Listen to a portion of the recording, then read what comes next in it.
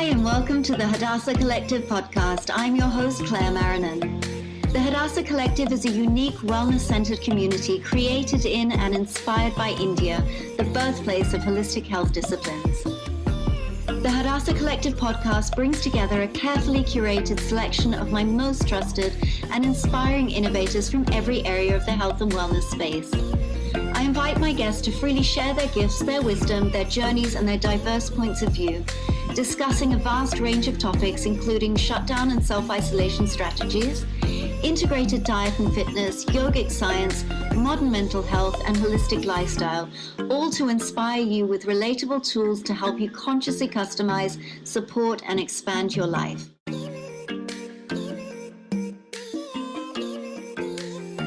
Today I'm speaking with Nikhil Kapur, the co-founder of Atmantan Wellness Resort. In this episode, we discuss Nikhil's journey in wellness, starting off as an endurance athlete and then evolving into a more holistic view of wellness and spiritual development. We discuss the expansion of the business of wellness as a whole and how this has really been ignited by this awakening in society to the fact that healthy is really the new wealthy. For us in this episode is really Nikhil's commitment to integrity as he navigates his business through this global pandemic and lockdown, and how he really handles this integrity towards his clients, towards his staff, and also towards his family. Welcome, Nikhil. Thank you so much for joining me. I'm really looking forward to having a chat with you about all things wellness, your path in wellness, and from conception to inception of Atmantan, your beautiful retreat space in Pune. And let's get right into it. Thank you so much for joining me. It's a pleasure, Claire. Namaste to you and your viewers. And, I'm most happy to be part of this discussion with you and learn as well as share my two bits, with all of you. Fantastic. I think it's going to be a great conversation. And so let's start really right at the beginning of your wellness journey. Let's start at the beginning, as even through your childhood. Did wellness play a part at all in your childhood and your growing up? Claire, my father was in the Indian Army. And before he joined the army, he was a state level badminton player for the state of Punjab. And while in the army as a second lieutenant, he was in the national teams for squash, so from 64 to 1970, he was in the squash team. So if you actually see, for me as well as my sister, wellness, when we look at wellness, I would just focus on fitness over here. Fitness came into our genes very, very unconsciously. You see, when I was maybe 5-6 years old, I used to see my dad go for runs. He used to go for his badminton. He used to go for his squash. On Sundays, he used to be doing his headstand. And, so it happened very unconsciously for us because we grew up in an environment where our dad used to always reinforce to us that, look, assets will come and go. Do not ever compromise with your health, and sometimes it used to sound like, there goes the record of dad saying that when money is lost, it's fine, but when this is lost, it can come back. But when health is lost, then you are actually poor. And we heard it, all through the years. We heard this. Even today, he repeats this. And the value of this saying has just it just resonates more with us, and we are more appreciative of what he says. So it just what started off unconsciously by purely he influenced us by making us observe him, became a very integral part of our lifestyle.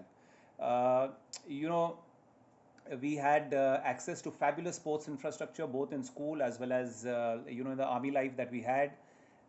So I was very active as a child. I've been a jack of all sports. So I played a whole lot of squash. I played a whole lot of golf. In fact, I'm a single handicapper when it comes to golf. Fantastic. Recently, over the last few years, I've been into endurance sports. So I've done 5 Ironman triathlons. So there's a whole lot of sports which is physical fitness which is ingrained in me.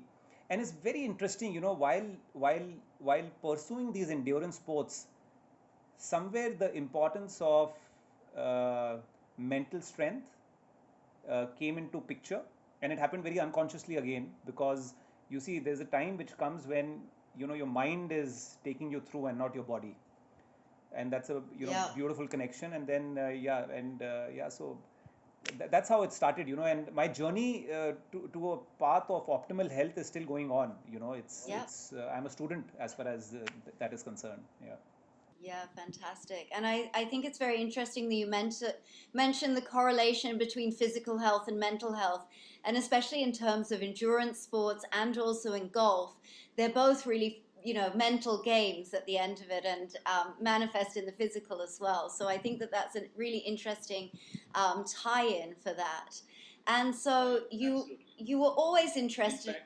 So I just very quickly I wanted to touch upon you know you know how mind plays an important role. Is This was my fifth Ironman in Hamburg, and in all honesty, I did go in with a little less preparation than what is required. This race demands you to be fabulously prepared, and instead of the 9 to 12 months, I put in only 3-4 months because of whatever reasons I had. And I completed the finish line, but throughout the line, what happened was my mind took my body through. Normally, what happens is, you're in good physical shape because you're prepared hard for the race, and your mind is playing games with you that, hey, what are you doing? Is this what you want to do in life? Just why don't you just stop the race right now? You see, because it's one of the most challenging races internationally. Yeah. But this particular race, my body had collapsed midway, right? Yeah. But my mind said, hey buddy, you got a goal, right? Let's go, let's take 100 steps at a time, and let's just get closer to the finish line. So that is the power of the mind. So yeah. Yeah, fantastic, fantastic, and yeah, it definitely plays a huge part in that space of overcoming those physical obstacles and moving your mind past that space, especially in such a physically enduring race like the Ironman. I've witnessed a few of them. I lived on the Gold Coast for a long time in Australia, and so we have Ironman championships there, and so yeah, they're really tough. So hats off to you for even trying them, and what do you feel? Just seeing as though we're on the subject, what do you feel that you get out? I've always been fascinated by these endurance sports because I used to be a long distance runner, mid to long distance runner, and I've never attempted anything over 10Ks, so medium distance runner. And I've always wondered, what is that point that you click into that you want to be part of a marathon or half marathon, and you really go into pushing your body to such an extreme? Because I sort of feel like it's beyond health. And in some of these marathon runners are actually quite unhealthy because they push their bodies to such extremes. At what point do you sort of click into that mode of wanting to pursue that endurance side of things? I think that's really interesting. So Claire, like you, till maybe 10 years back, I used to run short distances, which I would say right from college to, till the time I was maybe till 2010. In fact, I used to run a distance of 6 to 10 kilometers. Absolutely, I used to be fine, and running 1 hour I thought was, such a big deal. And then I got introduced to the concept of a marathon, right? A marathon is like it's like golf. You got to know it in today's day and age. But 10 years back, I thought it was something new. People preparing. I saw a group of people preparing for a 42-kilometer run. It kind of the reason why I joined that group was because I saw a group of 20 people running together. That kind of created an excitement in me that, hey, I'm a solo runner. In fact, I train solo, and I'm pretty happy about it. But at that point of time, the energy of the group kind of pulled me to them. And I caught up with them. I said, hey guys, and they were a group of newbies, right? And I mean, so I was like, hey guys, what are you doing? I mean, what is your goal? And they said, hey, we've signed up for a marathon and we're going to be completing that. And over the next few weeks, I joined them on a few runs, and then I said, hey, I want to join up as well. I'm going to sign up for a half marathon, and let's do this. And so the first 2 years at that point of time, I loved being part of a group, doing our half marathons, and then we went on to do a full marathon as well. And then somewhere I got introduced to the concept of triathlons, and it kind of really challenged me. I got excited about it. I also felt that this is something I can do. I think I kind of underestimated it as well. And but the one thing which was very clear about me was that I wanted to do it, and I'm very goal oriented as an individual. If I've made up my mind I want to do this, then I'll just get my head down and just walk gradually towards the goal that I have for me. I spoke to a lot of coaches, and then I finally signed up with a coach who was based in Boulder, Colorado, in the US, and he said that, hey, buddy, don't underestimate this race. You might be able to do it in 3 months' time, right? But the thing is, you're going to injure your body. So let's work on a 1 year plan. Let's build your body, and you need to finish the race gracefully, so that you can even then run another one. There's no point you landing up with injuries which then mars you from participating in any sporting events in your later life. And then the first Ironman was a challenge to myself. But if you ask me, I really loved the entire experience of the long runs, the long rides, the long swims, because you at some point of time, the mind used to go into a meditative space, when you are in that when you are in that cruising speed. Yeah. And it used to be beautiful. I used to figure out so many things for related to me as an individual, related to our business. Yeah. And I started off my career as a runner, but I think I'm more of a cyclist now. My heart is in cycling. Okay, wow. But so I think from there on, I just really liked it. So the first time I did it, I must admit it was a task. Yeah. I had taken up a challenge and I had to work really hard for that. And then, but from there on, then I liked the sport. And let's see how things are. I was supposed to go for one event this year, but maybe 2021. Let's see. Yeah. How I'm placed on time, and how the travel scenario looks like. But yes, this is every now and then I would like to do something like this, because it just keeps you in shape. Yeah. Okay. Fantastic. So it's really about the progress towards a goal really keeps you going, and I think it's interesting as well that you touched on the fact that it brings you into a meditative space. So a couple of other guests on the podcast, we've discussed different forms of meditation, because a lot of people think that meditation is just you're sitting in silence and that's the only form of meditation, and that's a great form of meditation, not denying it. But a lot of people find they're able to put their minds in a meditative space through different forms, like cooking, or through, as you say, cycling is a great space. And I've definitely experienced that running as well. And it gives you that sort of mental clarity. And so I love that combination. And so how did this switch occur from fitness, and now you really are in a holistic wellness space where you look at all aspects in terms of spiritual health, emotional health, and physical health as well?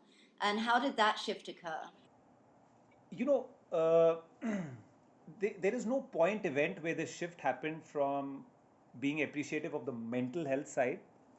But yes, I must admit that I thought it was all about physical fitness, Yeah. right? And it was during my years of training for the Ironman, I realized that there is a lot more to the human mind. The mind is what really lifts you up. The mind is what makes you bounce back when you have hit a low. The mind is what gives you hope. The mind is what motivates you. The mind is everything that takes you closer to your goal. And I read a few things, and when I was working, when I noticed the mind, the power of the mind, that is also when I started. I became a student of the Vedic books which are there, like the Gita, and there are a few other things which I've had a look at as well, and I'm a student of those now. And then this beautifully tied in together, like how you have a CSI puzzle, and you figure it out that, oh my God, it just starts. This is the start of everything. So that is how it happened for me, and personally, it makes a lot of sense. While it might be a long distance race, you see, but what I incorporate in the long distance race is uh, things which I then maybe unconsciously use while I'm in business, because the principles are the same.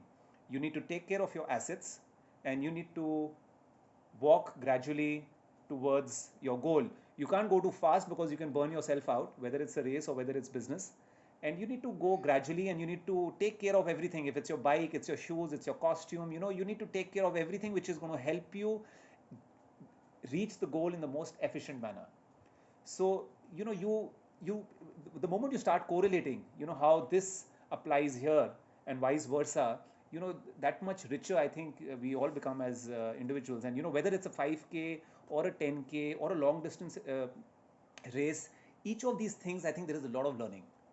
We get to spend more time with us, we learn something about us, we figure out few other things, and it's just the roots, I would say. Yeah, yeah.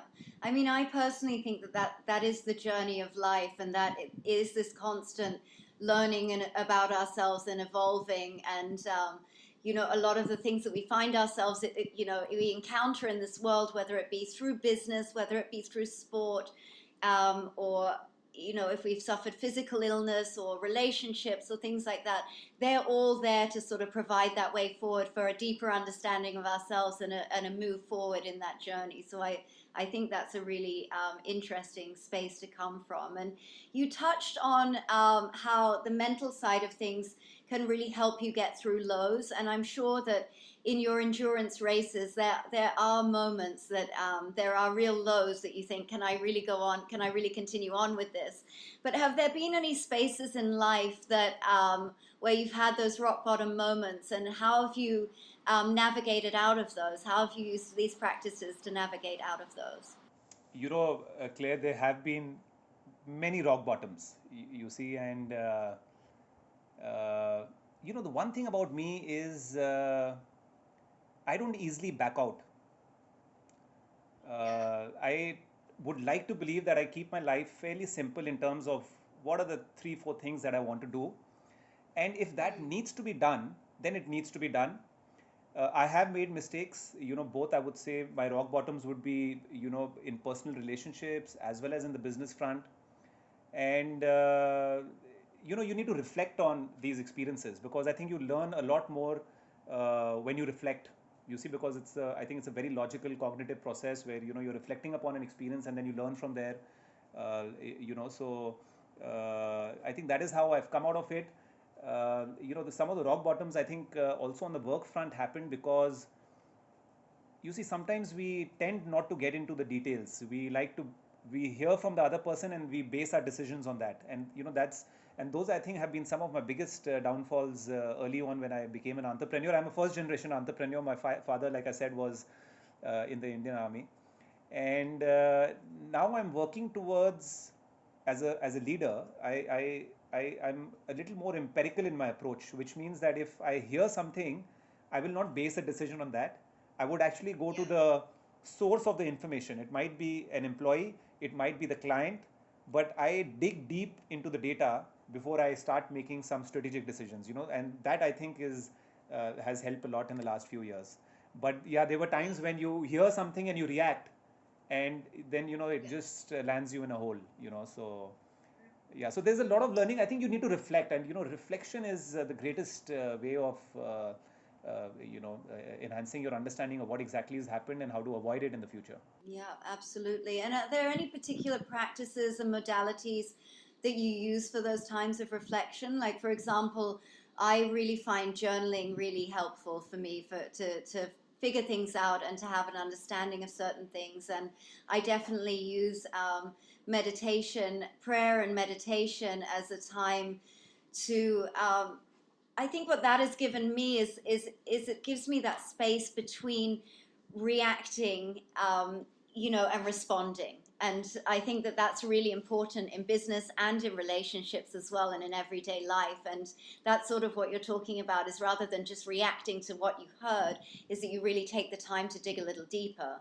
And so, what are the particular practices that you found useful that have supported you in that space?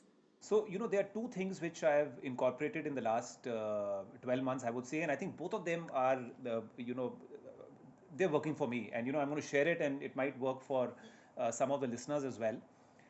Number one is so simple, saying your gratitude.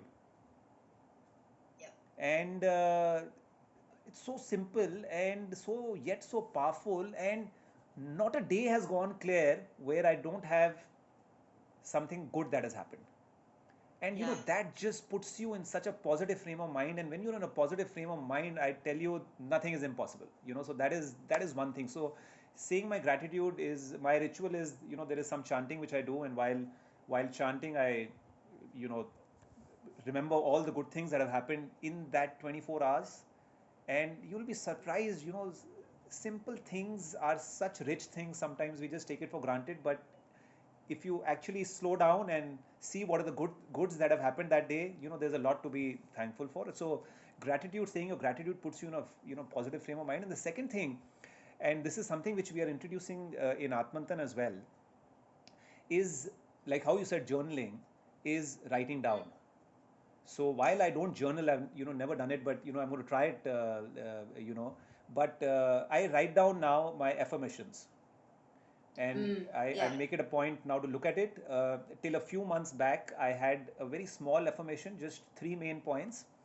But now somebody introduced me to the concept of it's a different format, but then there is a personal statement. Yes. It's what are the relationships which are important to you for the next 15 years, next 1 year, next 3 months. So you break it down, and you write it down. What is important is you write it down. You write down some of the things which you want to accomplish on your business side as well, your professional life.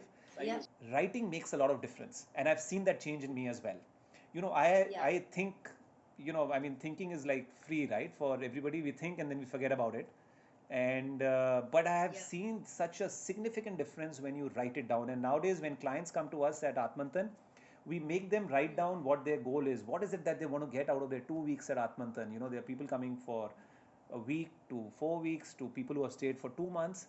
But when they write down, it's a different magic altogether. Then we are working consciously and unconsciously towards what we have written down, because now if we have written it down, it's serious. It needs to be pursued. You look at it again and again. So I think these two things help me get there. And one very important thing, which is something which is fabulous, is sometimes there is a build up of cloudy mountains around us, black clouds around us, stress and so many things. Idea is to break it. And so you, like, for me, my ritual of spending time with my son is a fabulous de-stress for me. That de-stress then kind of refreshes me to look at things from a fresh perspective. And so, and I sometimes realize that maybe with my son as well, I was taking the relationship for granted, because he loves to talk. So he would come to me and I would be in my own mind. And then I changed that. I said, okay, never mind. I might be busy. I might have 5 minutes for my son today, but let me fully be mindful of the 5 minutes I'm going to spend with him. And that was magic, Claire. Those are 5 minutes. Oh my God, that's sometimes so much time. And it just puts you in a different frame of mind, and you are able to, then you get recharged, and then you're ready to go for another lap again. Yeah, I think that's phenomenal. And I think that these are really important principles, especially for the time that we're in right now, in finding that gratitude in every day. And yeah, I find journaling and affirmation writing. So in the sense that you said that your father really drummed into you about physical fitness, my father is very into mental. He's also into physical fitness, but he's very into mental fitness. And so from a very young age, he had my brother and I writing down affirmations as well. So we come from that too. And there is, I'm not sure of the scientific terminology because I'm not a doctor or a scientist, but there is something about writing things down that triggers the receptors in our brains, and it gets that process focusing, and it embeds much more deeply into our subconscious than if we're just to think about it. And of course, as well, saying it out loud as well. And then to touch on your point about spending mindful time with your son, I think that's just so beautiful and such progressive, beautiful parenting, actually, because I've done a lot of research, actually, a lot of reading into parenting and reparenting and your inner child. And as children, especially between the ages of 0 to 7 or 0 to 14, depending on which book you read, that's really important, because to be paying that mindful attention to your child, because then they believe that what they're saying is really important and has value. And so that's such an amazing thing that you're instilling in him. So yeah, so that's fantastic. Thank you so much for sharing. I'm sure that is greatly useful to our listeners, and that's what this podcast is all about. Actually, is we share our personal perspectives and the things that we apply to our lives, and if it resonates with our listeners, then they can get something out of that too. And I think that's incredible. And so let's move into Atmantan and describe some of the services that paint a picture of us, of a retreat at Atmantan, and some of the services you provide and the experience that you provide there. So, Claire, Atmantan is a dream that has come true. Both me and my wife, we are very passionate and committed to uh, people being in good health, and we realize that uh, the concept of making wellness easy in a non-clinical environment was needed. And if you just step back a little bit, what happens is typically whenever there is wealth creation in a society, what follows is lifestyle related diseases. And this is what happened in the West maybe 40, 50 years back, and that's how there are some fine wellness centers, in the West. India, with God's grace, has seen wealth creation in the last 2 decades, and there are now lifestyle related diseases, you see, and fortunately, what has also happened is when you get these diseases, you also become wise and you say that, hey, what good is the wealth if I'm not able to enjoy it? Yeah. And then that is how people get into the virtuous cycle of taking care of their health, so that they are happy, and then they are better at their work, and then it's a cycle then, from there on, because if you're in good health, it makes a fabulous difference to both your personal and professional life. Atmantan is, a lot of our guests call it heaven on earth. It's a one of its kind special destination. We have been made on a crystal hill. Crystal has fabulous healing frequencies. And there is always this unexplained which happens at Atmantan. We have fabulous programs, very, very result oriented. But there are things which happen at Atmantan which is because of the crystal. Atmantan is a destination, Claire, which has been made to offer the most transformative wellness experiences. We have a highly skilled and passionate team which works with the guest in a positive manner to help you achieve your goal. So we have the best of luxury and the personalized service over there, because you're on a holiday, but then you have the deepest wellness, or the medical team, as you can call it. We have close to 12 doctors, which includes a doctor who's also a functional medicine expert. His job is to study inflammation and gut health. So a lot of our people who are coming to us are people, who are well traveled. They are people who realize that, hey, I need to be in good health, to be able to be a positive individual in my life. And all of them are very goal oriented. So they want to get something out of that 1 week, 2 weeks, 4 weeks from Atmantan. And Atmantan specializes in giving you the results. And how do we give you the results? We acknowledge the fact that every body is different. The body and the mind is different, and that is why no one science applies to you. Yeah. And so we work with multiple sciences and modalities to give you an integrated plan, a result oriented plan, a plan which helps you reach your goal in an effective manner and a sustainable manner. So we have specializations in Ayurveda, Indian naturopathy, Chinese medicine, pranic healing, and we marry it with a very contemporary approach to fitness, cuisine, and diagnostics. So that is our USP. Uh, that's what Atmantan is. People come to us for many things. It can be relaxation, it can be detox, it can be about reaching your optimum weight. We have very strong programs in helping people manage diseases or ailments. So we have diabetes management programs, hypertension management programs. There are a number of autoimmune conditions which we treat, cardiac health. We have programs for rehab when people have undergone surgery. They want to come to us. They want to come to a cleaner environment where people understand what the requirements are going to be. Yeah. We have programs around fitness, improving your level of fitness, which is very popular with actually our European guests. So we are very multidimensional in what we do. Yeah. Oh, incredible. Yes, it does sound like heaven on earth. And I've heard amazing reviews. And I really, what really strikes me as being something different that you guys offer is that you do blend a lot of different disciplines together.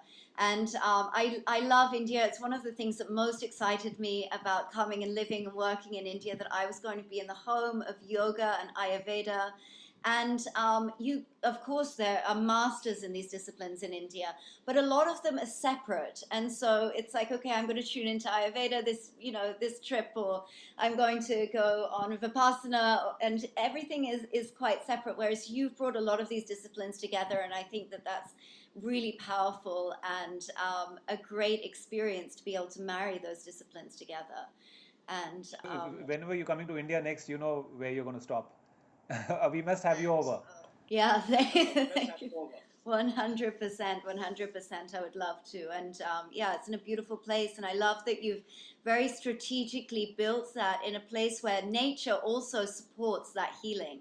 And I think that's really incredible. And I also love that it is. I've heard that it's incredibly beautiful and incredibly luxurious as well. Because sometimes, if you want to go and get the best treatment and the truest treatment, I think some of the places are much more basic. And sometimes when you're a busy individual, when you're really working hard, it's a choice between going and staying in a resort and laying on a beach, or do I go for these wellness disciplines, where I love that you've brought those together. And I think that's really phenomenal. And I applaud you guys for doing this and the work that you've done. I've heard incredible stories of healing, and I think one of the biggest things as well that we deal with nowadays, which is one of the basis of a lot of our illness, is stress. And we don't have enough hours in the day, and we live very, very stressful lives that our bodies are just not designed to handle. And so I've heard that you've created this wonderful experience to really alleviate that. We frequently do a lot of understanding of trends and why people are coming to us, and we realize that in over 30% of the cases, or close to 30% of the cases, last 12 months, which I would say is Jan 19 to December 19, you see close to 30% of the cases people had chronic issues. The root cause of which were only two simple things. It was either things going on in their mind, chronic stress, unresolved issues, and another large component of that 30% was gut related, or intolerance related issues. You see, so and sometimes we don't realize, our life is like an F1 race, and that is why I say Atmantan is a pit stop for all of us. Every now and then we need to park ourselves over here, take care of ourselves, and then get back into the race. And sometimes we forget to do the basics, and these things keep on accumulating in our body, and then they have compounding effect on us. Yeah, absolutely, absolutely.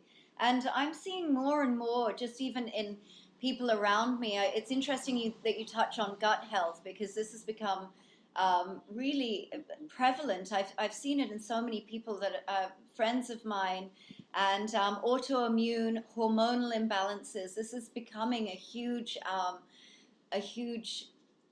issue in our time at the moment. And so I think it's interesting that you address it. And I think I've also just recently interviewed someone who originally was a pharmacist, actually, and his story was quite interesting, because he ended up developing his own autoimmune disease, ulcerative colitis, and which obviously is directly linked with the gut. And he had been trying to treat it with Western medicine, and came to the end of the road where the treatment was not doing anything, and that inspired him to then turn to these alternative medicines. And he's completely shifted direction in terms of his profession as well. And so I think it's really interesting that we've had these alternative treatments available to us for thousands of years, and we are really coming full circle and coming back to these holistic modalities with a modern spin on it. I mean, I personally love this space between mysticism, where mysticism meets science. I'm fascinated by that, and I'm a complete geek and read tons of books around the subject. I would only say that this is science as well. Yeah, well, I mean, yes, 100%, 100%. And, but I think that it's really interesting that we've come full circle, and the sort of our modern science and our ancient science are really coming together and working together in that. And, coming into this space of this lockdown, let's talk about first you on a personal level. Let's paint a bit of a picture of what lockdown is looking like for you on a daily basis and how you're using this time personally, and then we'll talk more in the wellness field. Yeah, when the lockdown started, we started getting affected with the lockdown in the second or third week of March, and I would say the first few days were tough. I didn't figure out what was happening. We were, all, prepared for a strong ending. It was a fairly good year for us, and I was quite disturbed. I was angry. I was like, why the hell is this happening? Why now? Why me? And there were a whole lot of questions. And after a few days, I realized and I saw, I'm not the only one. Every organization today every individual, every organization, every country is affected with what is happening. And then I said, hey, buddy, I can go on with this negative thought of what is happening, or I can take a corrective action and start working by putting myself in a positive frame of mind. And of course, there are days when still, because of the fact that, we have such a large team of people, who are, dependent on us and the business, so you do go through sometimes a range of emotions, which I think is normal as well. One must. But as long as the overall focuses on getting something out of it. So the lockdown has come, and now, by putting myself in a positive frame of mind, I just feel that these are such precious days. I'm loving the time that I'm getting to myself. I'm catching up on my old reading. I am able to step back from my business and take a look at it from a new perspective, plan what needs to be done. You see, these are things which sometimes we've not been able to do. We get into the business too much and we start running the business rather than making the business grow. So, so these are, this 2 months has been like a sabbatical. It's been like an executive MBA for me. There is so much which I have been able to do, which I don't think I would have not been able to accomplish. You see, had something like this not happened, but I don't want to get into a debate of, whether it was required to be done or not. But, the idea is that life is going to throw a challenge, and how you spin it around is what differentiates the guys who move ahead vis-a-vis the comparison set. So it's we have bad luck, never mind, let's try how we can spin it around. This is a challenging situation, no doubt. Are we just going to sit with our hands? No, let's try and see how we can make this work, how we can pivot the business to come back with a stronger relaunch. So I personally, like I said, I'm loving being at home, with my family, with my wife and my son, reading, spending time with each other, watching movies, getting to do simple things, which sometimes you're not able to do. How many times do we spend and sit with our family for one hour without any specific agenda? You see, our life is so fast paced. It's I'm personally loving it, Claire. I mean, professionally speaking, I'm worried, but I'm very optimistic as well. I'm worried because there is a period of temporary suspension of our operations. But I'm very optimistic. This entire incident of the COVID crisis has created an unprecedented awareness of importance of preventive health in individuals, and this is going to make people more mindful about their decisions. What kind of food they're eating, what kind of life they're living, are they getting enough sleep? When they go to their next holiday, are they going to take a holiday which is going to be an extension of this healthy lifestyle? Well, I'm betting yes. You see, so that is the space in which Atmantan is. And I personally feel that this is this is going to be good for us in the coming few months. Yeah, absolutely. I mean, I can definitely see that as well. I think that the shift towards preventative health is huge, and as we sort of unfold and navigate the space coming out of this, I think it's going to be really interesting. I think health and wellness is going to be a really interesting space to observe and to be in. And there's a couple of things as well. I mean, I think as I said to you before we got on this call, Claire's predictions. I don't usually get into future predictions and things like this, but I actually think that the next kind of crisis that we're sort of partially in, and that we will be moving into out of this is on the other side of this is more of a mental and spiritual and emotional crisis. As well as physical, there will be aspects of being, locked in your home that will affect us physically as well. But I think mentally it's going to really affect us, because I think a lot of people have not been aware that during this time of lockdown, our nervous system has been adjusting. We're very, our lives are really busy. We're very used to having a lot of people around us and that energy, that reciprocal energy exchange. And we've somewhat become dependent and addicted to that. And our nervous system was very used to that. And so this period of lockdown, now we've all surpassed the 21-day marker, the 40-day marker, which are very consistent in habit forming and, brain function forming. And we've all passed that, and I think we've all been on that range of emotions, that emotional roller coaster as such, of feeling anxious and anxiety. And those feelings that we can attribute, we can intellectualize them and attribute to them to varying factors, but it's also our nervous system adjusting and detoxing from that constant energy hit that we're so used to getting. And on the flip side of that, when we come up, our nervous system is now adjusted. When we come out of that, it's actually going to be incredibly overwhelming for our system to be in public with people, to be surrounded by so many people again. And I think it's going to be really important.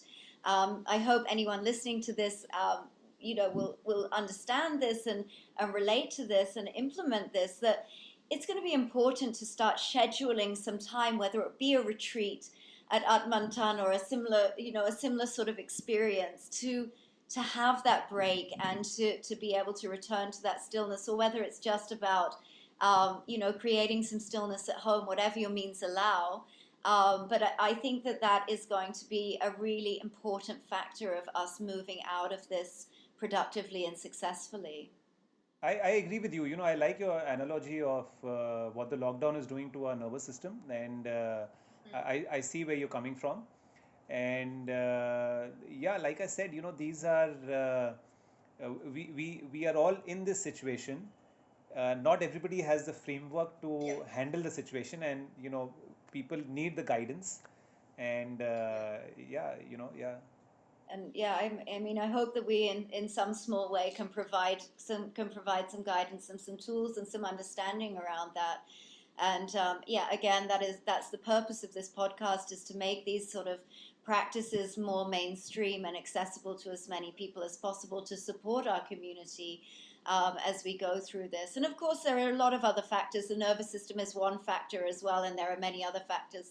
But I think it's something that's not talked about that often, but is a reality to us. And so I definitely think the wellness space is going to be very interesting in how I think actually the wellness space has adapted in a very interesting way to the shutdown, and has made so many resources available online and virtually. And I think that space is going to grow, and that space is going to continue. And then there, of course, is going to be that need to just get into nature and to put yourself in that healthy environment where you're doing something for yourself rather than destroying yourself. Absolutely. And, Absolutely. I think it's a which we fabulous sometimes time do. once the lockdown is lifted to head to nature, because nature in a way has got a break as well.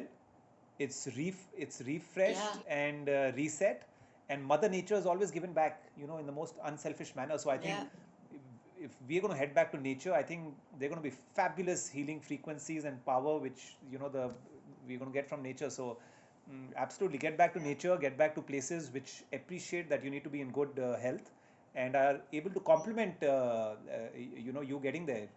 Go to places which can complement your well-being is I think need for the hour. Yeah, absolutely. And so what can we expect to see moving forward from Atmantan, from yourself and Atmantan, as we move out of this lockdown period? We are doing a number of things, Claire. Number one, in the first week of April, we introduced online health services. We were getting a lot of calls from guests, who were booked to travel to us in these coming months, and they said, hey, we can't come, but we want to do something about our health and the ailments which we have. How can you help me?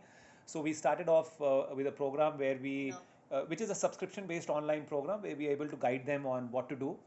So that is something which has taken off. I think we hit 100 odd clients, by the end of April, and a lot of these clients are existing clients, and that is where Atmantan as an organization is evolving as well.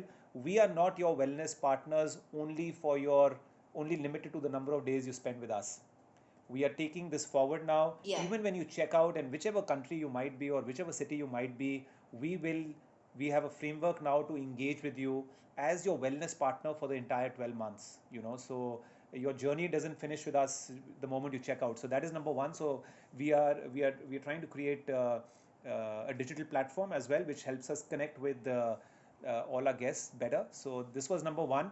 Number two, what we've also done is we have engaged, with a company called Conscious Sleep, and Conscious Sleep is a company which has got a platform for life skills for corporates, and it was nice because their director was with us, I think with his son for close to 10 days in March, and that's where we met, and there was a meeting of minds, and COVID happened, and then after in the first week of COVID, he gives me a call and he says, "Hey Nikhil, I am putting together a new course for corporates which integrates life skill and well-being, because people are working from home, they are feeling disconnected with the organization, they don't know how to do it, they need guidance, so would you want to be our welcome well-being partner?" I said, "Hey, absolutely, we would love to be on board." So we have come into this collaboration with Conscious Sleep. We are the wellness content partner for them. They have designed fabulous 4-week courses for organizations, and these courses provide you a framework, to develop a positivity structure at an employee level, and also give you tip on how to handle your well-being. What happens with this is the employee doesn't feel disconnected, he feels empowered, he feels more engaged with the organization, they are more aligned with the organizational goals, and this is how you improve productivity, and this is how organizations prosper. People are important. So we've already rolled out this program to 2 corporates in India, and there are few others where discussions are going on. So this is a very powerful program. There is something else which we are working on as well, which includes coming to cities, including Mumbai, and setting up urban wellness centers. Which is essentially, if people can't travel to the retreat, we can come to the city and help you get there. You see, in the sense, not everybody will now have the liberty of taking 2 weeks off and heading to into the nature. Yeah. We understand people have commitments, and what is also important is that your journey to good health should go on while you're in the city as well, not only when you come to an Atmantan. So we're going to be rolling out a format, with the first one we are looking at doing in Mumbai, which is going to be a center which will offer consultations. It's going to be a day center essentially, to engage with people who want to come, and this center will have 2 specializations. One would be for diabetes reversal, and the second would be it'll work as an autoimmune healing center. So we will offer some form of nutrition over here as well. Some focused maybe therapies around acupuncture and cupping, and then of course consultation is going to be there as well. Yeah. Fantastic. It sounds phenomenal. It really sounds wonderful. It sounds like you guys have really integrated this this online space and the physical space, which I think is really interesting, and I think is really important at this time as well. And and also it's great that you're coming to Mumbai. I'm so excited. And if I ever get back to Mumbai, that is at this rate. But and so I actually sort of had a personal experience of that, interestingly enough, very, very early on in my time living in Mumbai, because it is a crazy city. It is busy, and we align our lives with that crazy energy. And in some ways, I'm addicted to that energy. I love it, and I love that pace of life. But I found that I was getting, I was at that time as well, I was really shooting nearly every single day working as a makeup artist, and I was partying like crazy, and I would just have this intensely crazy life, hectic life. And every so often I'd just get so burnt out, and I would run away to a retreat somewhere for a week. And I'd come back feeling just so, amazing, and I'd come back to my regular life and go straight back into it. And at some point, I was like, you know what? I have to stop doing this. I have to learn how to cultivate this in my home and integrate this into my life in Bombay. And that's, that has been a step-by-step process, and I don't always have that balance for sure. But I think that's phenomenal that you're recognizing that need in the city as well. And people are going to be able to access your services as well on a day-to-day basis. So yeah, that's really great. And this platform sounds very, very exciting as well. And I 100% um, agree with your guests returning, because I don't think I've heard one person that said they wouldn't go back to Atmantan once they've experienced it. They all want to go back. So I think that's really great that you're incorporating that through, that they can connect with you and connect with your programs for the 12 months, even while they're not at the retreat space. So that's very, very interesting. Very interesting. Great. And so let's talk a little bit about, personally, who do you think has inspired you on your wellness journey? Who do you look up to, whether they be in your personal life, whether they be gurus or practitioners that you have followed, or celebrities or well-known practitioners? Who has inspired you on this journey? I think I have drawn inspiration from many people. Uh, if I have a guru, I think it would be my dad. And what I loved about him was, without becoming regimental about it, he influenced us in a manner which just puts DNS and puts health and fitness in our DNA. So definitely it's my father, and there are a lot of other attributes of my father which I like, and that's what I've seen him do, whether it's sports or whether it's his work life.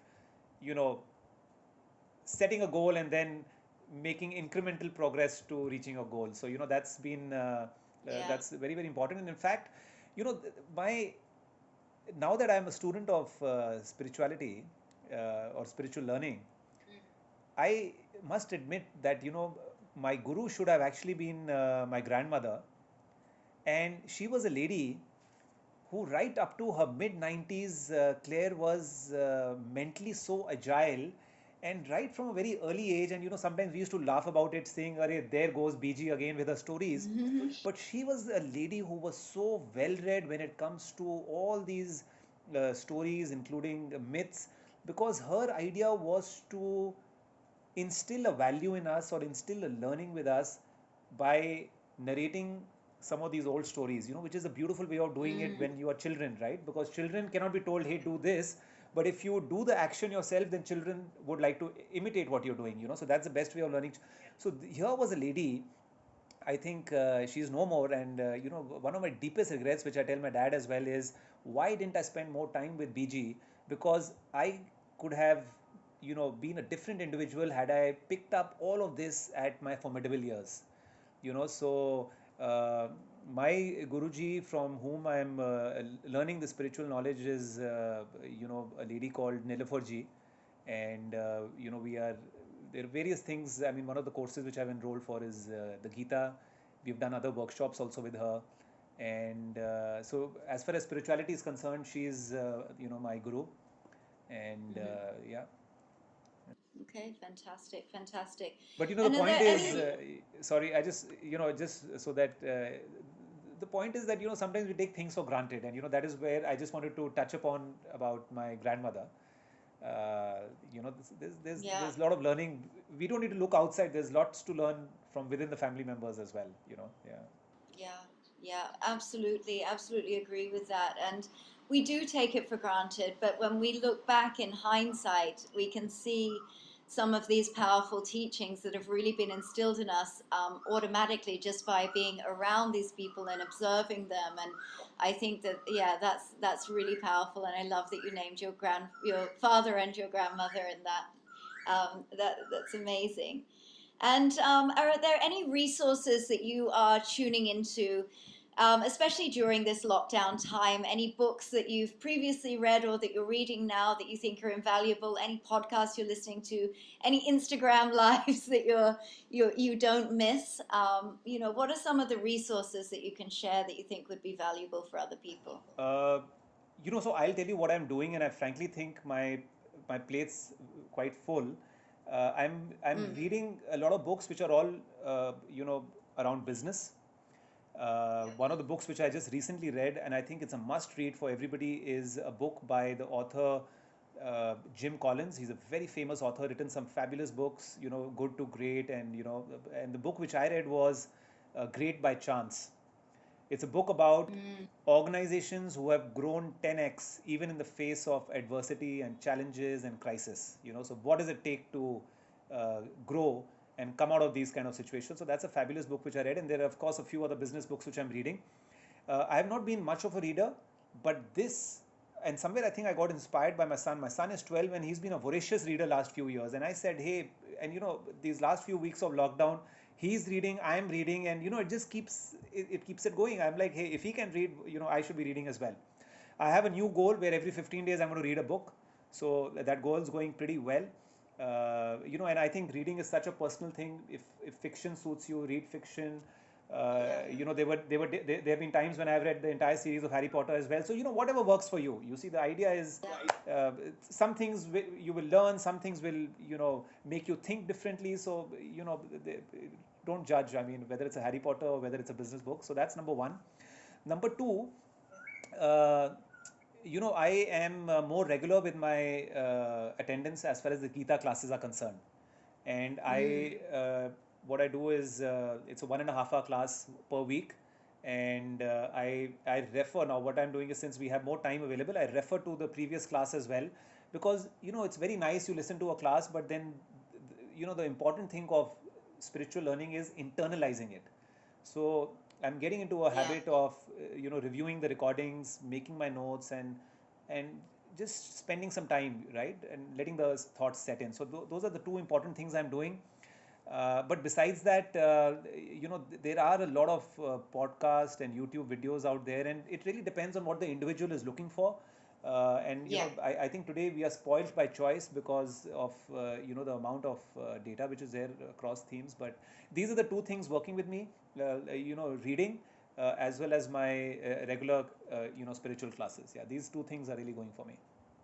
Yeah, and I really respect that as well, that you're taking the time to get back to the original text as well, because I do really love the modern take that we have on spirituality and the new modalities that are being birthed and through that. But I think that on a personal level as well, I think that there's something very powerful to actually be learning and reading directly from the original texts and through with teachers that can guide you in those texts as well, to have your own understanding of those original texts. So I think that that's Absolutely. that's really A nice. lot of these texts, Claire, can be read just for a broad understanding, sometimes for a deeper understanding. And then sometimes, if you really want to go, and when you begin to understand what is the purpose of the text, and that's when you begin to internalize it, is when you Yeah. understand, how life is cyclical, and then your eventual goal is oneness. And, so every time you read this, or everybody is in a different phase of their life. Nobody is wrong. Nobody's if you're not here doesn't mean you're wrong. It's just that you're just going to get there maybe slightly later. You see, so all these texts have such deep, profound meanings, and Yeah. yeah. Yeah, 100%. I have a similar experience when it comes to reading the Bible, and I think it's very interesting that every time like I grew up in a Christian household, of course, and every time I come back to these texts, it's always a new revelation. It's always a deeper understanding, and it somehow fits into the space that I'm in my life in that moment. And so that's why I think it's also really important. It's great to be guided by people who also have a great understanding of these texts and who's created their own modern modalities out of it. But I think it's really powerful to have your own personal understanding and revelation of these ancient texts as well. So, and interesting, the business book that you most picked out. One thing that I've really gained myself from this conversation, that I'm really inspired by having this chat with you, is the attitude that you come at this time with when it comes to business, because this, regardless of how we put it, every business right now is really facing its own set of challenges, and every business is in a difficult space right now. And I'm really inspired by the way that you're approaching and you're applying your attitude towards your business, and this book that you're reading about growing through adversity, because we are all in this, and we didn't choose it, and we can't do anything about it, but it's the way that we look at it and the way we find a way out of it that is really important. And I think that's I just want to add over here is that you see today Atmantan has achieved some success, and that is purely because of the team. And if you ask me, as a leader, I have to be able to make sure that the livelihoods of all the people who are working for us continues uninterrupted.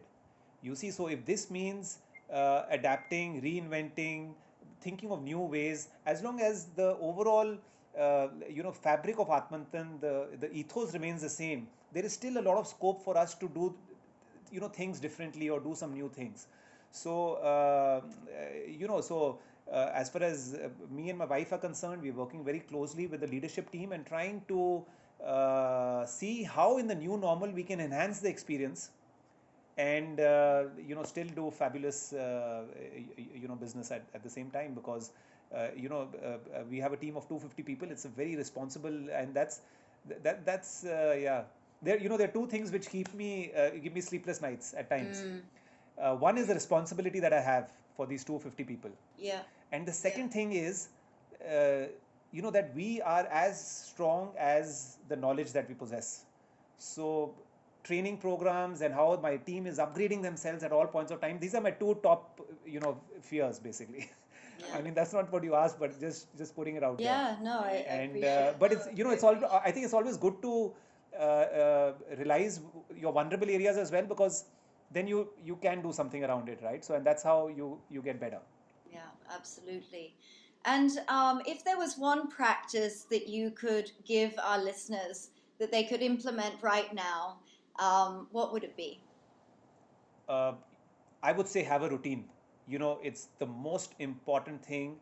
Sometimes it feels we're working from home, and I know people who are not following a routine, and I know it's not nice. But if you have a routine that, okay, I'm going to be working at this point of time, I'm going to be, I'm going to take out an hour for my health, which might mean a 30 minutes exercise and a 30 minutes meditation, or just sitting down and just focusing on your breathing. It can be simple things as well, but the importance of having a schedule or a routine is that at the end of the day, when you tick mark those 4 activities or 5 activities which you had planned, it gives you a sense of accomplishment, and that sense of accomplishment is very, very important in the times that we are today. It makes you feel worthy that I planned out to do these tasks and I have done them in the evening. So I would really strongly recommend for people to have a routine or a schedule and do that. And there's so much more. For people who have never done meditation, what is meditation? Let's not complicate it. Just sitting by yourselves with your thoughts, just focusing on your breathing. Don't even do all kinds of fancy breathings that there are out there. Just breathe easy. Just relax the chest and just breathe easy. These are fabulous ways of getting oriented into brilliant techniques. Yeah. And regrounding ourselves. I think that's one of the most important things during this time is really sort of grounding ourselves and centering ourselves, because it is a space of uncertainty, and that is, I mean, it's a gift in a way. I'm sure at some point we're all going to look at it as a gift, as you and I are looking at it in a way as a gift in this time. But many people are going through difficult times. But I think that the gift that we're learning, which is a really hard lesson, is to be able to sit with this uncertainty and to not know how things are going to move forward and not know the timing of how things are going to move forward. And I definitely think that those are really powerful powerful ways to sort of have a little bit of structure and to gain some grounding and some control. And someone sent me the other day, actually, the Bihar School of Yoga has put a whole sort of thing, if people are struggling finding out about how to set up a routine for themselves, they've put up a whole routine that you can follow. And something that I find really interesting, I want to ask you about as well, because I love Ayurveda. And so in this time, it's been on my mind for a really long time that I want to realign with the Ayurvedic clock. And I really want, because I think that it's really important. In the same ways that I align my life with the seasons, I align my life with nature, the seasons and the moon cycles. I think the Ayurvedic clock as well is something a really interesting way to structure your day. And so I've actually been implementing that in lockdown and trying to sort of move my Not many timings. people I've met, not many I've met, Claire, are aware of the clock. You mean the body clock, right? Which organs are active through the day as you pass by. And I think it's fabulous. Yeah. I think it's fabulous you're doing that. We incorporate some of that at Atmantan. And some of that I incorporate personally as well, and I think that's really, really powerful. And it's fabulous that you appreciate the fact that there is a logic to our body, and yeah, absolutely, it's brilliant.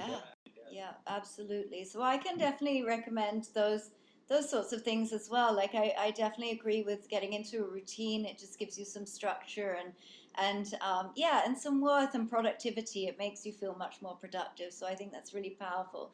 So thank you for sharing that with us.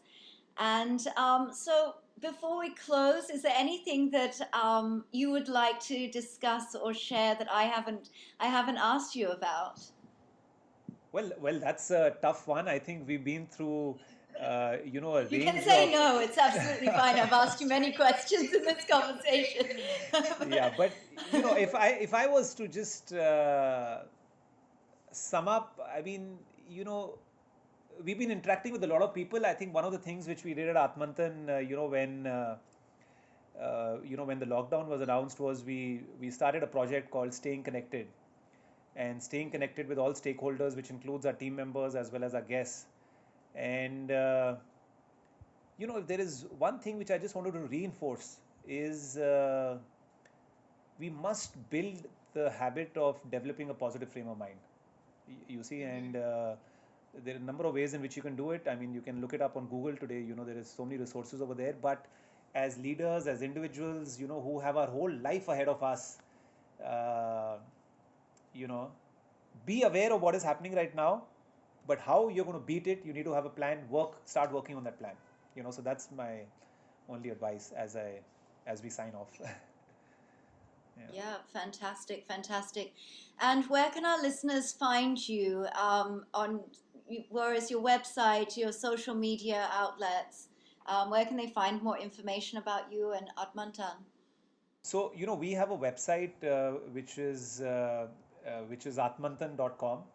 And besides that, we have very active, following on Instagram, Facebook. I am personally very active on Instagram and LinkedIn. I would be more than happy to connect with your viewers. And I think the more connected we are, and every time you meet a person, you talk, there is you learn something, and I think that's life. That's such an important part of life. Yeah. Thank you so much for joining me, and thank you for your time, and I really appreciate it. Thanks. Namaste, Claire. What a pleasure speaking with you. And let's be in touch, and we must see you at Atmantan. 100%. I'm so looking forward to it. It's going to keep me going. The thought of it is going to keep me going through the lockdown for sure. Thank you. Thank you so much. Thank you. I hope you enjoyed this episode and you got some things to take away from our amazing guests' insight. If you did enjoy this episode, please subscribe and also leave us a review. And for more information on the Hadassah Collective, you can visit our Instagram page at Hadassah Collective. I hope you'll join me again for our next episode at the same time next week. And until then, have a wonderful week.